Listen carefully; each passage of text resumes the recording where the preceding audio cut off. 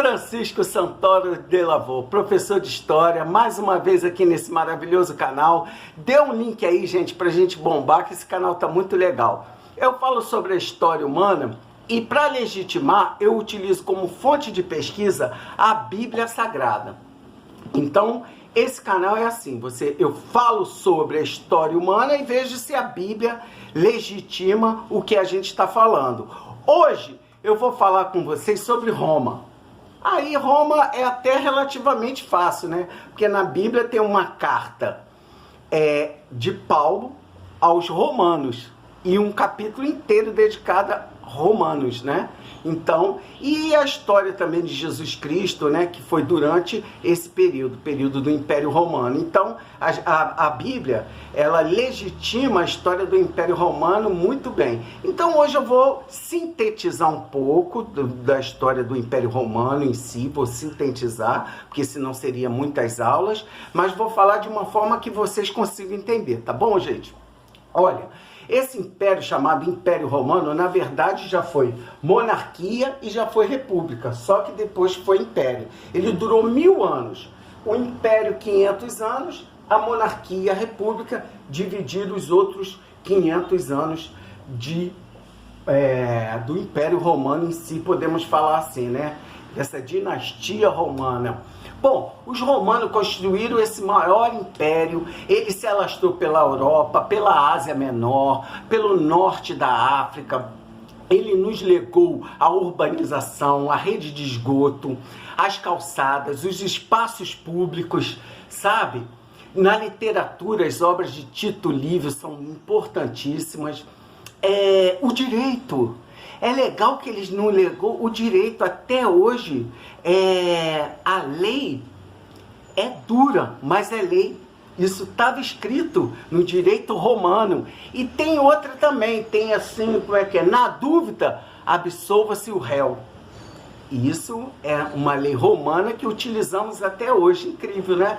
Como é que passa esse tempo todo e esses povos nos deixam um legado, uma herança maravilhosa. Mas vamos lá, gente. Começou a Roma na monarquia, né? A monarquia já tinha os senadores, que eram os patrícios, aqueles caras que eram os mais importantes, porque era da aristocracia rural, né? E eles tinham muito dinheiro, muita renda, e eram os senadores. Eles tinham o chamado também os conselhos de anciões, né? E eles decidiam quem ia ser o monarca ou não. Lá na Roma antiga, como é que era? Eram os patrícios, os plebeus, os clientes e os escravos. Os patrícios eram esses, né? De uma classe social mais abastada.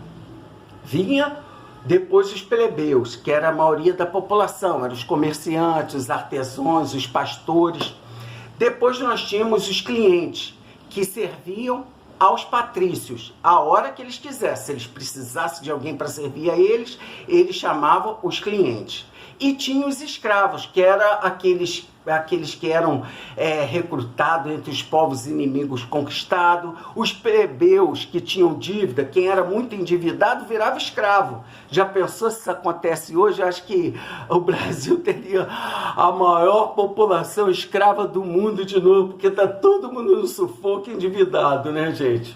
Aí o que aconteceu? Esse Senado, ele queria assumir o poder total.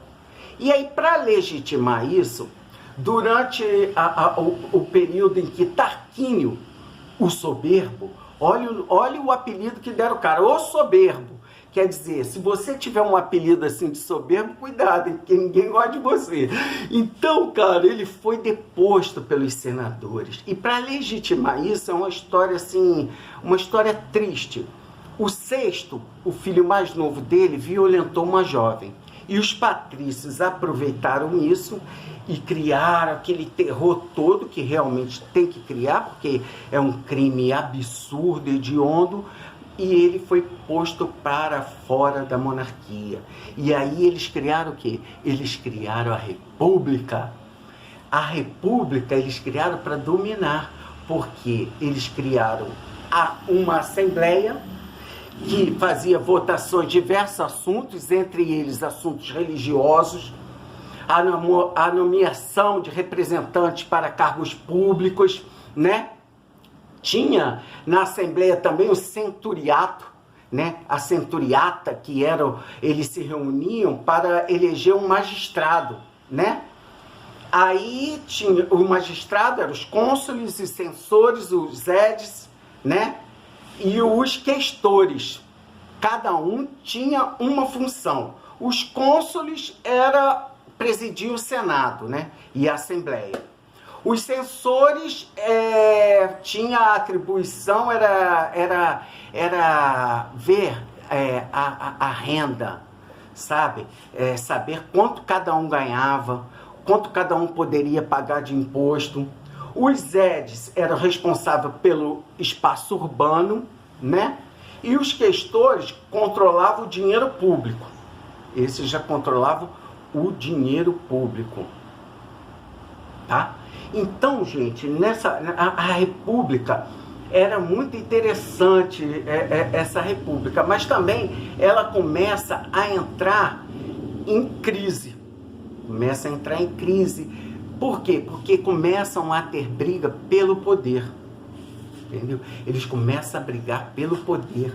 É incrível, né? Sempre tem briga de poder quando eles estão lá em cima, eles sempre brigam entre eles.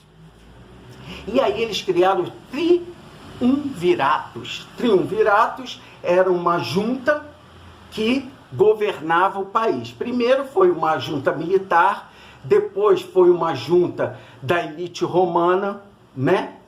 Mas aí, no segundo triunvirato, o Marco Antônio brigou com o Otávio. Marco Antônio é aquele que não queria invadir o Egito por causa de Cleópatra. Aí Otávio queria invadir o Egito e invadiu, brigou, ganhou de Marco Antônio e o Senado deu a ele o título de imperador. E aí começa o Império Romano, propriamente dito, que foi de 27 a.C. até 476 depois de Cristo, né? Ele se intitulou, o Otávio, Augustus, o Divino. Então você tinha a religião oficial do Império, foi o culto ao imperador. Gente, o imperador virou, né? O divino, né? Sempre a vaidade humana querendo ser sempre um Deus, né? E aí, olha, no Império Romano em si, que começou com o Otávio, houve um desenvolvimento, houve um intenso desenvolvimento econômico, uma intensa expansão do Império, portos, estradas, a cultura se desenvolveu, né? Os gregos vêm a influenciar bastante esse império, né? Eles influenciaram diretamente na filosofia. Foi incrível como os gregos influenciaram os romanos. Eles eram politeístas, né? Todos nós sabemos, eles tinham culto a vários deuses, aparentes mortos, né? E como os gregos, eles adotaram os deuses, né? Por exemplo, Zeus, que era o deus do trovão, né? Da tempestade, virou Júpiter. Os romanos transformaram Zeus no deus Júpiter, né? Olha, gente, o Império Romano foi um império, assim, despontou o teatro, as artes, o circo. Culturalmente, foi um império maravilhoso para o desenvolvimento da época. A gente tem que olhar aquele contexto da época. Lógico, tinha um coliseu, onde se faziam atrocidades, principalmente com escravos, né? Com pessoas, escravos de guerra, né? E ali as pessoas se maravilhavam com aquela loucura que era o Coliseu Romano, né? Que era uma barbaridade humana. Incrível como o humano, através dos séculos, sempre faz besteira, né, gente? Então, o que havia? Havia uma organização militar. Os soldados também eram atraídos de outros povos para receberem a cidadania romana. Porque a cidadania romana é importantíssima. Se você fosse um cidadão romano, a sua moral estava lá em cima. Você era um homem de grande moral. É incrível, né? Como é que também mexendo com a vaidade humana. Era muito cobiçada isso. Por isso que eu estou colocando aqui, porque é um ponto muito, assim, do Império Romano, é muito estratégico. Porque você ser cidadão romano vai te livrar de muitas coisas, né? Aí, o Império, ele agonizou até 476, as fronteiras foram invadidas por outros povos, né? O Império Romano muito grande, as fronteiras foram sendo invadidas. Em 476, depois de agonizar muito, depois da invasão dos bárbaros, né, que eram os germânicos, que os romanos chamavam de bárbaros, mas tinha também outros povos, tinha os vândalos, tinha os saxões, tinha os suevos, tinha os francos, né? O imperador Otávio Augusto agonizou e o império acabou se dilacerando, e realmente foi ao final do Império Romano. Agora, como vamos legitimar o Império Romano na Bíblia, né? A Bíblia falando alguma coisa. Vamos ver aqui, primeiro em Lucas 2, fala assim: naqueles dias foi publicado um decreto de César Augusto, convocando toda a população do Império para o recenseamento. Então você vê que aqui em Lucas 2, a gente legitima a administração pública romana. O imperador fazendo um censo. Olha que legal. Então isso mostra a organização administrativa do Império Romano. Em Lucas 2. Aí, depois nós temos aqui outra legitimação, que é em Atos 2. Atos 28, 16.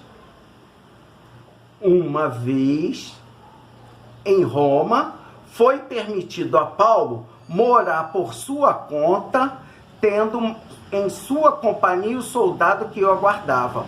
Paulo estava preso, mas ele recebeu o que hoje nós damos de prisão domiciliar. Naquele tempo tinha em Roma, assim. Ele foi concedido a ele, por ele ser cidadão romano, prisão domiciliar. Um soldado vigiava ele e ele ficou em casa, uma vez em Roma.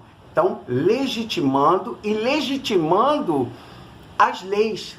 A Bíblia Sagrada legitimando as leis. Agora, mais interessante, aqui em Atos 22, Atos 22, né, 27, Atos 22, 27.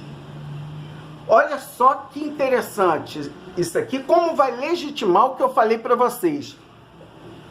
Vindo o comandante, perguntou a Paulo, dize-me, tu és romano? E ele disse, eu sou. Aí o comandante falou, a mim custou uma soma de dinheiro altíssima para que eu pudesse ser cidadão romano. Aí Paulo falou, pois eu tenho esse direito desde o nascimento. Imediatamente todo mundo se afastou dele e soltaram. E falaram, não, o próprio comandante sentiu receoso quando soube que Paulo era um romano, porque tinha mandado amarrar. Quer dizer, legitimando o que eu falei para vocês, que a cobiça pela cidadania romana era muito grande. Então aqui na Bíblia, quando o centurião soube que Paulo, que estava preso, era um cidadão romano, ele ficou abismado e o que ele fez? Acabou dando a Paulo a prisão domiciliar, que hoje é muito usada aqui também no Brasil para soltar esses canalhas aí que roubam dinheiro público. Então, gente, é muito legal. A Bíblia, ela legitima, gente, muita coisa da história humana, entendeu?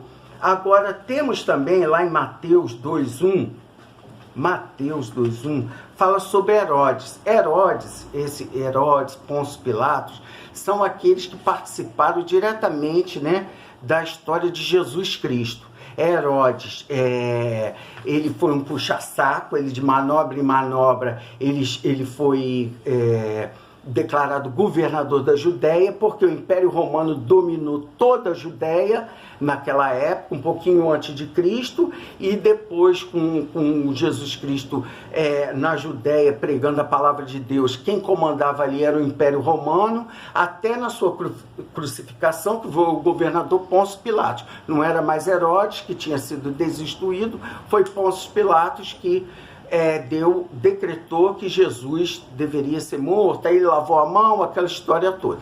Como essa história não é pedagógica, eu não vou falar dela, mas eu vou falar aqui que a Bíblia fala um pouco de Herodes.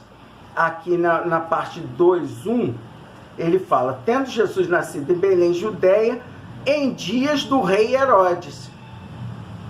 Aí veio os 3 reis magos, né? E falou que Jesus ia ser o rei. Herodes ficou com muita raiva e mandou matar as crianças, né? Então, essa parte aqui é Mateus 2. Depois, se vocês quiserem ler um pouco, fala sobre a história de Herodes. Gente, eu agradeço a vocês. Espero que eu tenha sintetizado um pouco da história e legitimado ela na Bíblia. Paulo escreveu uma carta aos Romanos. Então só aí mostra que essa civilização antiga lá de Roma existiu e era muito importante, tá? Obrigado pela atenção de vocês, dê um link no canal e a gente vai cronologicamente explicando a história humana, sempre legitimando na Bíblia Sagrada. Obrigado, gente!